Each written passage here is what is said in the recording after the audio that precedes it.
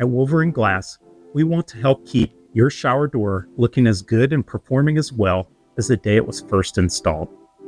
Our technicians are ready to support you with adjustments, repairs, and any other maintenance needs for your shower door. In this video, we will discuss one of the most asked maintenance questions for frameless shower doors.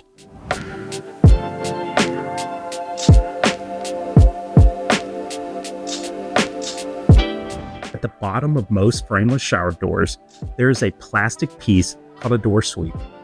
It is used to keep water inside the shower. The question that we get from homeowners is about what they should do if this door sweep becomes broken, cracked, or simply become discolored with age. The door sweep is a replaceable component of the shower door, and replacing it is something that most every homeowner can do. On a frameless shower door, the sweep is only pressed onto the bottom of the glass.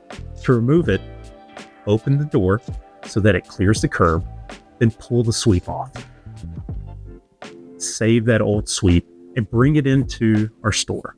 This lets us know what type of sweep you had, the glass thickness, the door width, and any other modifications the installer may have done to have it fit in your shower.